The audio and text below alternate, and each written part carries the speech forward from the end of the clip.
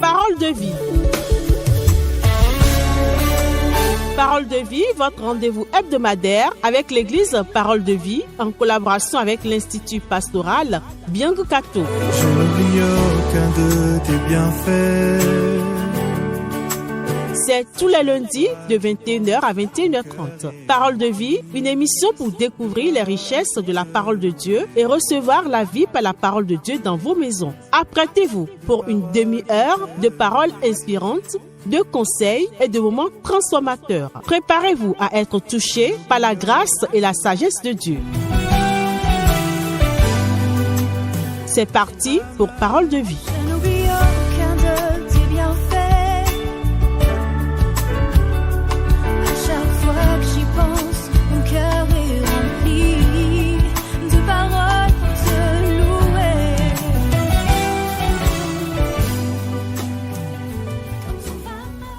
Chers amis auditeurs et auditrices de Radio Maranatha, je vous salue.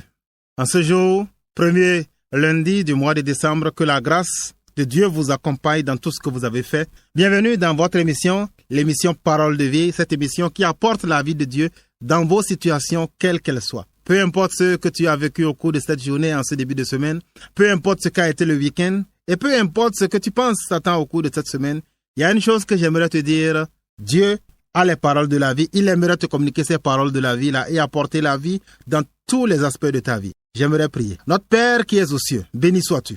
Pour ce frère, pour cette sœur, pour cet ami auditeur et auditrice qui t'écoute, mais qui ne te connaît peut-être pas encore, je prie, afin que tu apportes les paroles de la vie dans sa situation.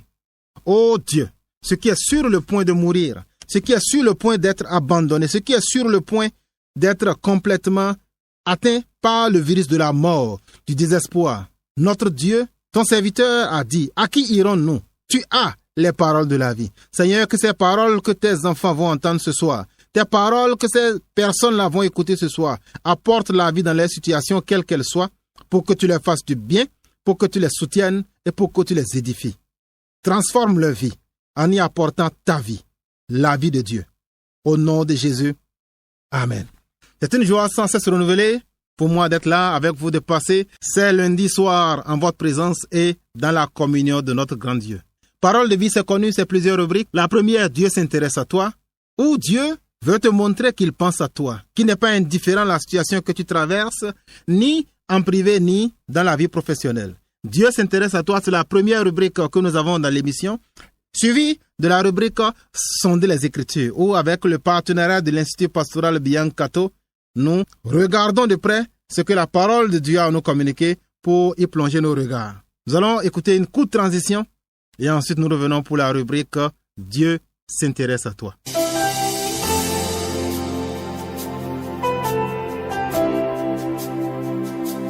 Savez-vous à quel point Dieu s'intéresse à vous personnellement? Découvrez-le maintenant dans notre rubrique spéciale Dieu s'intéresse à toi. Restez avec nous.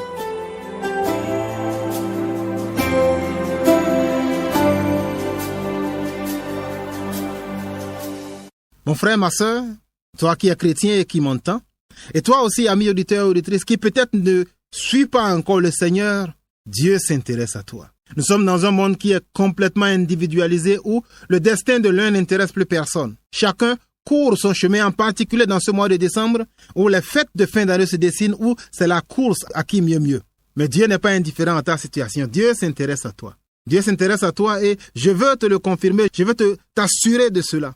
En vérité, lorsque je dis que Dieu s'intéresse à toi, je veux que j'examine avec toi ce soir un passage tiré de la parole de Dieu, la première épître que l'apôtre Pierre a rédigée. 1 Pierre chapitre 5 verset 7. 1 Pierre chapitre 5 verset 7. Il est écrit: déchargez-vous sur lui de tous vos soucis, car lui-même prend soin de vous. Déchargez-vous sur lui de tous vos soucis, car lui-même prend soin de vous. En fait, quand on entend cette parole-là, on se demande ce que Dieu veut bien dire. Dieu s'intéresse à toi, ami auditeur et auditrice. Il s'intéresse véritablement à toi et il dit, décharge-toi sur lui de tous tes soucis, car lui-même prend soin de toi. Dieu s'intéresse à toi et veut enlever tes soucis. Dieu s'intéresse à toi et veut prendre soin de toi. Quel bon message, quel message d'espoir en ce lundi 2 décembre 2024. En réalité, quand on lit ce passage, là, tout paraît clair. Mais tout dépend d'abord d'une action que tu mènes toi-même. C'est un appel à la confiance que l'apôtre Pierre adresse à ces personnes-là qui étaient des chrétiens dans la souffrance, des chrétiens qui vivaient dans la persécution, des chrétiens qui étaient là et qui vivaient des choses qui n'étaient pas gaies. C'est des chrétiens qui étaient dans la souffrance, qui avaient été dispersés, dont les biens avaient été confisqués, qui étaient persécutés. C'est à ces chrétiens-là, évidemment, que l'adresse de Pierre est destinée. Il leur dit, déchargez-vous de vos soucis. En réalité, chacun de nous a des choses qui sont là et qui nous troublent. Lorsqu'on parle de soucis, c'est quelque chose que nous vivons et qui nous inquiète. Quelque chose qui occupe nos pensées. Quelque chose qui nous fait peur. Quelque chose qu'on a l'impression échappe à notre contrôle, qui n'est pas entre nos mains. Lorsqu'on parle de soucis, c'est des situations où on se dit, comment est-ce que je vais m'en sortir? Oh, on est arrivé au mois de décembre, je ne sais pas comment est-ce que je vais donner de l'argent à ma belle-mère et à mon beau-père pour la fête. On est arrivé au mois de décembre, je ne sais pas comment est-ce que je ferai pour les cotisations qu'on nous a demandé d'apporter à l'église. On est arrivé au mois de décembre, je ne sais pas comment est-ce que je ferai pour les tranches de scolarité de mes enfants. Je ne sais pas comment est-ce que je ferai de cadeaux à tel, je ne sais pas comment je ferai de ceci, de cela. Mais les soucis, ce n'est pas seulement que de l'argent.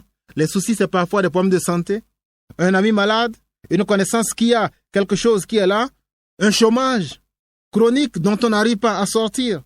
Dieu s'intéresse à toi, ami auditeur et auditrice. Quel que soit le souci que tu as, Dieu regarde ton souci et il te tend la main. Dieu ne ferme pas les yeux sur ce qui est là. Il voit tes soucis.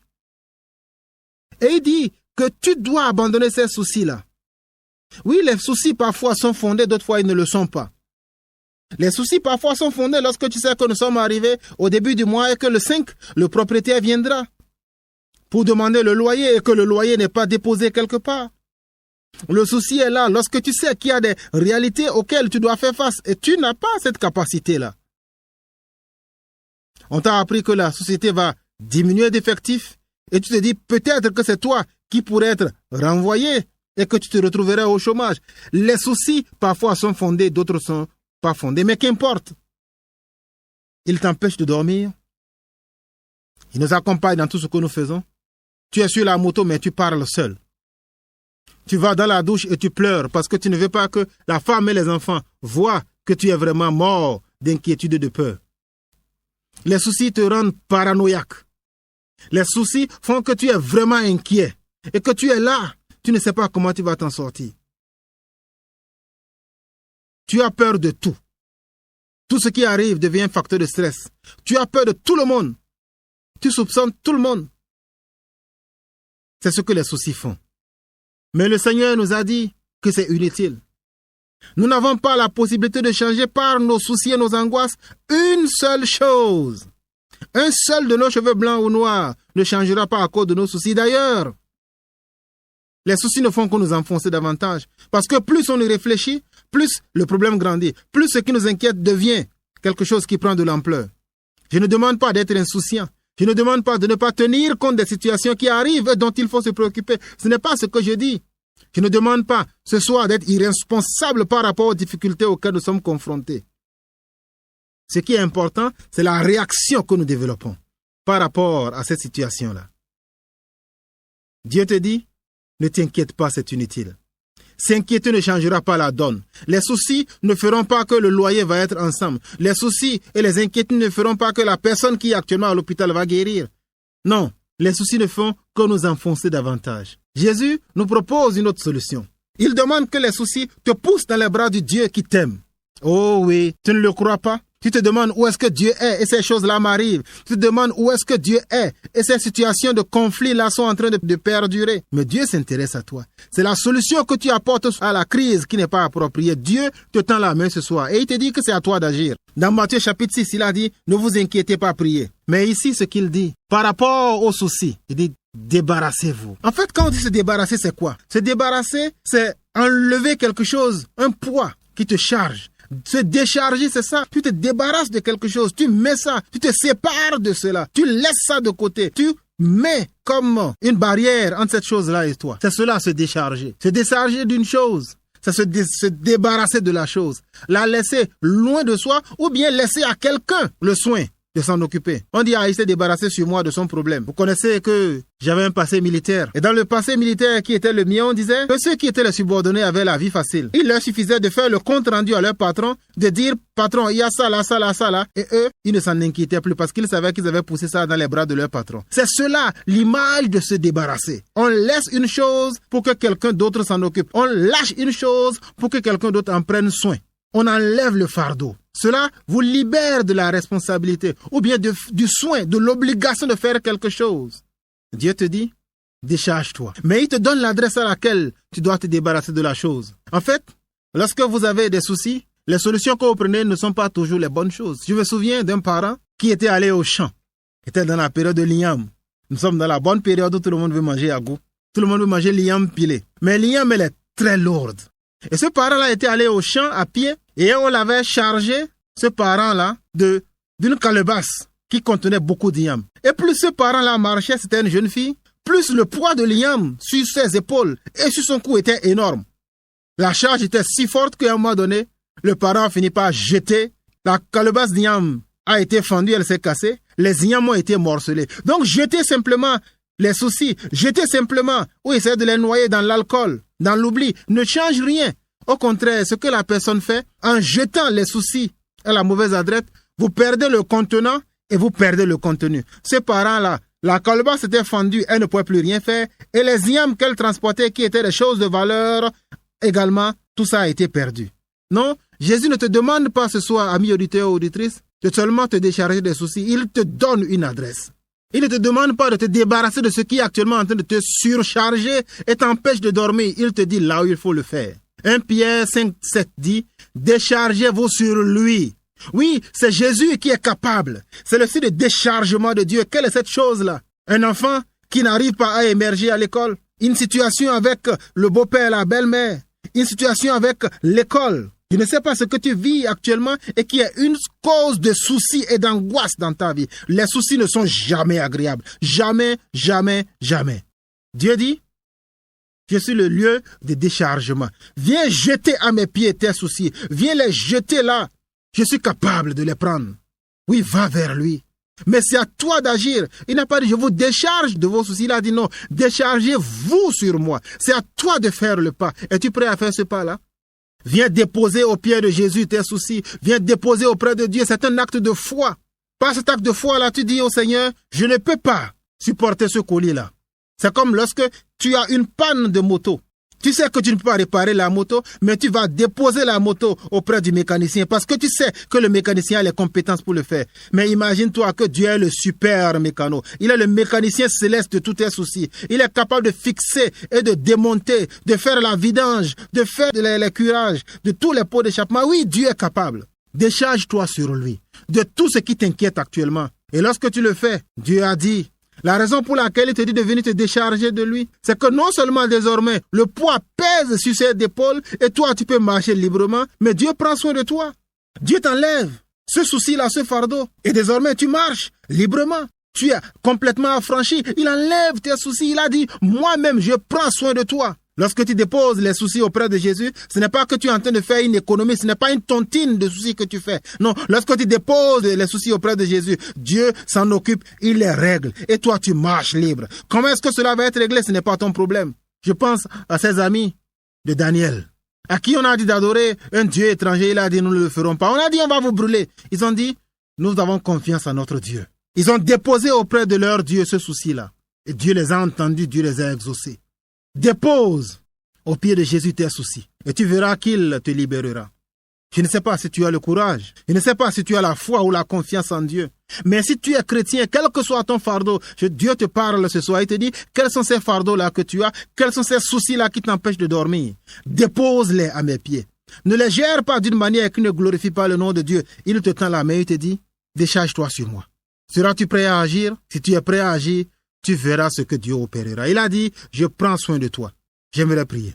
Père céleste, nos soucis, nos angoisses, nos peurs, ne te laissent pas indifférent. Je veux te prier pour cet ami chrétien, pour cette sœur chrétienne, qui est actuellement sous les inquiétudes, qui est actuellement sous des soucis.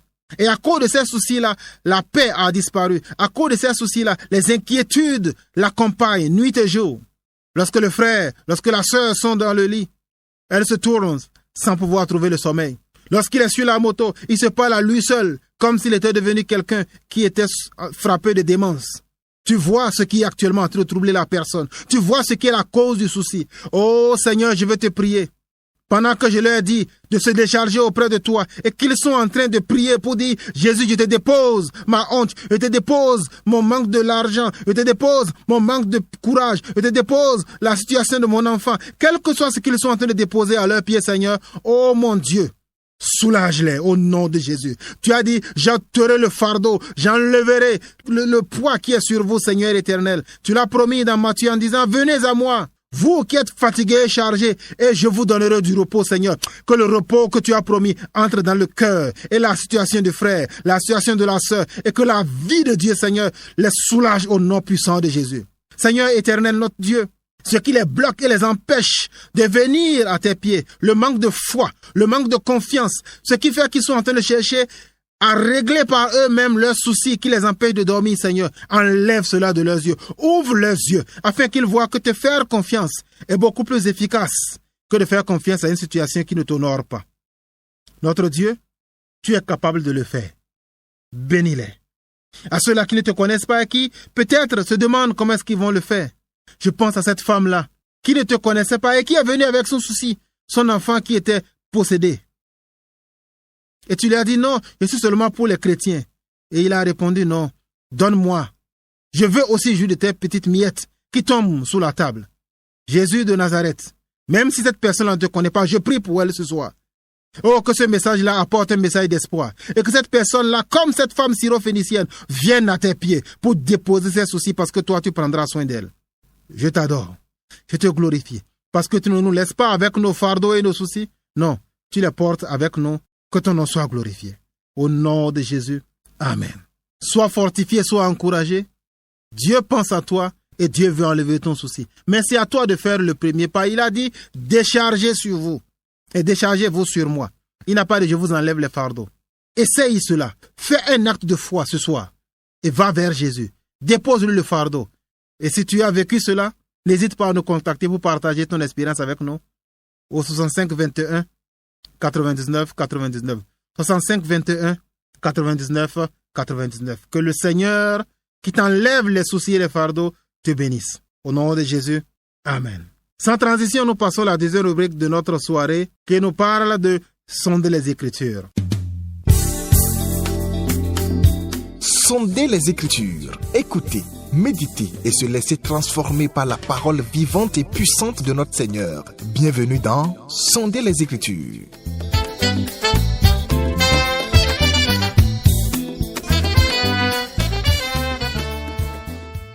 Sonder les Écritures s'adresse prioritairement ce soir à un public chrétien. Nous allons regarder la parole de Dieu qui est contenue dans 1 Corinthiens au chapitre 11, le verset 27. 1 Corinthiens 11, le verset 27. Il est écrit, « C'est pourquoi celui qui mangera le pain et boira la coupe du Seigneur indignement sera coupable envers le corps et le sang du Seigneur. Celui qui mangera le pain et boira la coupe indignement sera coupable envers le corps et envers le sang du Seigneur. » Que veut dire cette parole-là qui est souvent citée dans nos assemblées lors de la Sainte Seine? Oh, comme je connais tellement de personnes qui ont été bloquées par ce verset-là. Que veut dire l'apôtre Paul en disant « manger et boire indignement » ? Que veut dire l'apôtre Paul en disant « participer de façon indigne », d'une manière indigne à la Sainte Seine? Parce que dans cette première épître de l'apôtre, le chapitre 11 traite de la question de la participation des Corinthiens à la Sainte Seine. L'apôtre Paul leur dit clairement, je ne peux pas vous féliciter. Non, il ne les félicite pas parce qu'ils vivent dans le désordre. Il ne les félicite pas parce qu'ils vivent dans des choses qui ne glorifient pas et n'honorent pas Dieu. Au lieu de célébrer la Sainte Seine dans l'unité, il célèbre la Sainte Seine dans la division. Chacun vient, mange ce qu'il veut, chacun amène son repas, et il le dit au verset 18, vous n'êtes pas unis. Ce n'est pas ça la Sainte Seine que le Seigneur demande de célébrer. Donc l'apôtre Paul, en s'adressant ici en leur disant, vous célébrez indignement la Sainte Seine, il parle de la manière dont les Corinthiens célébraient la Sainte Seine. Il dit, ce n'est pas une manière de célébrer la Sainte Seine qui correspond à la pensée de Dieu. Alors, que veut dire célébrer la Sainte Seine indignement? Regardons d'abord ce que l'apôtre Paul dit. L'apôtre Paul ne parle ici pas de la condition de la personne. Il ne parle pas de qui est digne ou non de participer à la Sainte Seine. La Sainte Seine est réservée aux chrétiens nés de nouveau et qui marchent avec le Seigneur. Ce que l'apôtre Paul dit, c'est que c'est la manière de célébrer. Indignement est un adverbe, donc il qualifie la manière dont on célèbre la Sainte Seine. Alors c'est quoi célébrer indignement la Sainte Seine? Célébrer indignement la Sainte Seine, ce n'est pas une question de péché qui est mise en avant ici. Évidemment, le chrétien qui vit dans le péché devrait se poser la question s'il doit et s'il veut provoquer la colère de Dieu. L'apôtre Paul nous l'a déjà dit à plusieurs reprises. Voulez-vous provoquer la colère de Dieu? Voulez-vous provoquer la jalousie de Dieu? Êtes-vous plus fort que lui? Mais le indignement ici ne se rapporte pas à l'état de pureté ou non. Cela se rapporte à la manière dont la Sainte Seine était célébrée. Cette indifférence que les gens avaient, le fait que certains apportaient le repas, au lieu d'être unis dans la célébration, comme l'a dit 1 Corinthiens 10, nous participons à un corps et à un seul sang. Donc la Sainte Seine est prise par les mêmes éléments. C'est le même pain pour tout le monde, c'est le même jus de fruits, mais le même raisin ou le même vin qui était partagé. Jésus a bu le même jus de raisin ou le même vin que ses disciples, bien qu'il était le Seigneur. Et de la même manière, ils ont pris le même pain.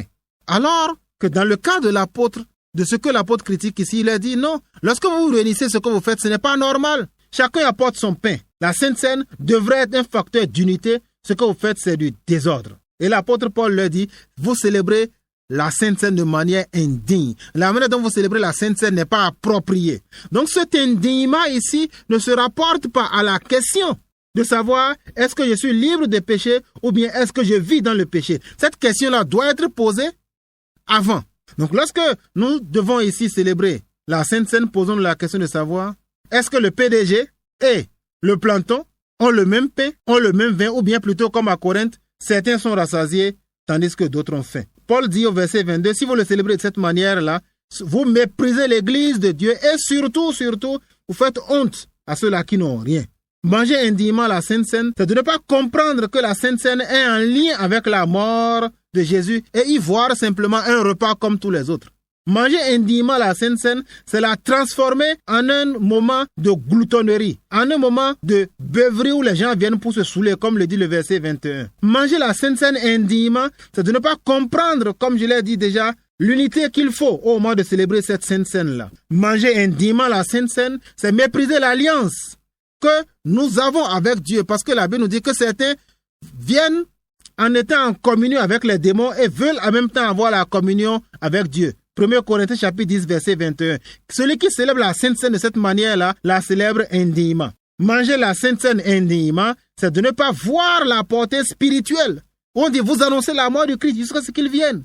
Manger indignement la Sainte Seine, c'est vraiment ne pas aussi voir que lorsque vous le faites, vous ajoutez la Sainte Seine des sens autres que ceux qui sont présentés dans cette valeur-là. Manger indignement la Sainte Seine dans ces cas-là vous attire le jugement de Dieu, vous attire la condamnation de Dieu. Et c'est pourquoi on nous dit au niveau des versets 30 et 31, lorsque vous le faites, certains vont être frappés de mort, certains vont être malades. Que le Seigneur vous bénisse. Mangez alors dignement la Sainte Seine, mais sachez que ce n'est pas seulement en relation avec la question de s'examiner pour savoir si l'on est dans le péché ou pas, non. Ce que l'apôtre Paul critiquait, c'est que la manière dont la Sainte Seine était célébrée à Corinthe ne ressortait pas son aspect spirituel, apportait des sens différents à ce que l'apôtre voulait communiquer comme il l'a reçu lui-même du Seigneur. Et c'est tout ça qui faisait qu'ils étaient en train de célébrer indignement. Donc, le manque de dignité n'était pas lié à la personne elle-même, c'est la manière de célébrer la Sainte Seine que l'apôtre Paul qualifiait d'indigne.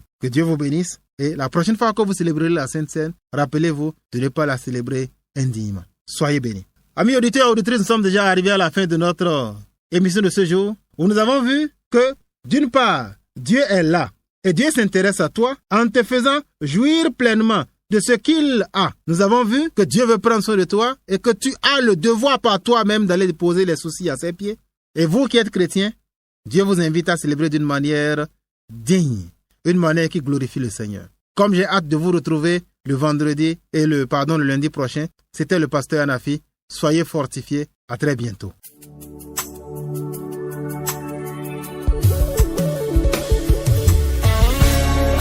C'est ainsi que se termine votre émission Parole de vie. Merci de nous avoir écoutés. Nous espérons que vous avez été édifiés et inspirés. Rendez-vous lundi prochain à la même heure sur votre radio, Radio Maranatha, la 103.1 FM. Pour toute question ou pour plus d'informations, appelez-nous au +229 65 21 99 99 ou +229 94 57 85 85. De paroles pour te louer. L'église Parole de Vie et l'Institut pastoral Biang Kato sont situés à Abou-Mekalavi, Carrefour Bilo Sessi, premier étage, immeuble EUG Bénin, avant le supermarché Azima. Que la paix et la bénédiction de notre Seigneur Jésus-Christ soient avec vous. À lundi prochain.